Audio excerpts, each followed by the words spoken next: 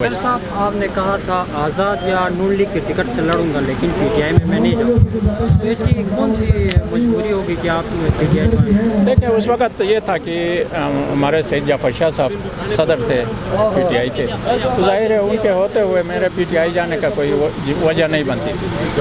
तो जब वो अब ये अल्लाह का निज़ाम है कि वो बीमार हो गए और वफ़ात पा गए, तो जाहिर है जब वफ़ात पा गए तो मुझे बहुत सारे लोगों ने कहा कि अब तो वहाँ पे ये कि एक सीट जो है ना वो खाली जाएगी, इसलिए आप पीटीआई ज्वाइन कर लें।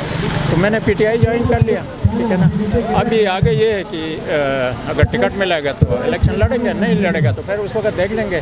अभी तक ये है कि टिकट का भी डिसाइड नहीं हुआ है, मैंने सिर्फ ज्वाइनिंग दी है। बाकी ये अगर टिकट नहीं मिला तो आप आज़ाद हैसियत से लड़ेंगे? वो फिर मैं अपने लोगों से मशवरा करूँगा, अभी तक मैंने इस बारे में सोचा नहीं है। हाँ, उसका हक है, वो आ सकता है। अगर कागजात नामजदगी डाले हैं तो वो टिकट के लिए अप्लाई करेगा। तो जाहिर है अगर इन्होंने डिसाइड किया तो जिसको भी टिकट देना, ये पार्टी का अपना वो होता है फैसला। पीटीआई के कारकुन इस बात पे नाराज़ है, आप जाफर शाह साहब के तीसरे पे आपने पीटीआई ज्वाइन की है, तो इस वो तीसरा नहीं था। वो ये हुआ कि जाफर शाह साहब 11 तारीख को वफ़ात हो गए थे, 12 को उनकी तदफीन हो गई, 13 को मैं वहाँ पर, मैं 14 को आया हूँ यहाँ पे, चौथा दिन था। मैं यहाँ पे आया तो कुछ दोस्तों ने, मुझे खुद नहीं पता था, दरमियान में ऐसी जगह मुलाकात हो गई लोगों के साथ, वहाँ पे फ़ोन शोन पे बस ये टाइम मुकर्रर हो गया और वहाँ पे जाके ज्वाइनिंग हो गई। तो उसकी वजह से जो रिएक्शन आया वो जाफर शाह साहब के ख़ानदान की तरफ से कम था, पीपल्स पार्टी की तरफ से ज़्यादा था। इसलिए कि पीपल्स पार्टी के अमजद ने अब मुझे अपने आप के लिए, अपने लिए ख़तरा समझा, क्योंकि वो ये समझता था कि जाफर शाह साहब की वफ़ात के बाद जो खला पैदा हो गया उसको वो पूरा करेगा।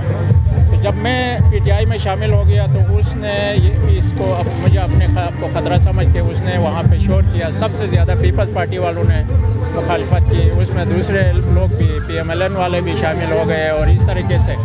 और मेरे हलके के बहुत कम लोग थे, सिर्फ चंद लोग थे, गिने चुने लोग थे, बाकी बाहर के लोग ज़्यादा थे। उन्होंने इसको एक हवा बनाया, ठीक है ना, बना के उसको मतलब ये कि सोशल मीडिया पे दूसरी चीज़ों पे फैलाने की कोशिश की। वो एक अलग चीज़ है, वो तो ये सियासत में होता रहता है कि एक दूसरे को ख़राब करने के लिए पॉलिटिक्स होती है, इस तरह की चीज़ें होती रहती हैं। मैं इन चीज़ों से परेशान नहीं होता। वाजिद बुखारी साहब ने अभी थोड़ी देर पहले इस बात पे माफ़ी मांगी है कि शाह साहब के खानदान से मैं माफ़ी मांगता हूँ, मुझसे गलती हुई है। और उसने वाजिद बुखारी साहब ने ये कहा है कि मैं शाह साहब के बेटे के फेवर में हूँ। तो ये मुझे नहीं पता है, क्योंकि मैं वाजिद बुखारी साहब के से नहीं मिला हूँ। एक मुलाकात हुई थी शुरू में, मैं पहली दफ़ा मिला था उनसे, और उसके बाद मैं उनसे नहीं मिला हूँ। मैं मिलूँगा तो पूछूँगा। मैंने, लेकिन अगर आपको टिकट नहीं मिलता तो आप आज़ाद हैसियत से इलेक्शन लड़ेंगे? आप वो तो जाहिर है, अब मैंने अपने जो सपोर्टर हैं उनसे मशवरा करना है, वोट तो उन्होंने देना है। मैं ऊपर से अपने फैसले मुसल्लत नहीं करता। मैं हमेशा अपने जो सपोर्टर हैं उनकी कमेटियाँ हैं, मुख्तलिफ कमेटियाँ, उनको बुला के, अगर पीटीआई में शामिल हुआ तो भी उनकी मशवरत से हुआ था। अभी अगर आगे जो कुछ लाए अमल तय करना है तो भी उनके मशवरे से ही मैं तय करूँगा।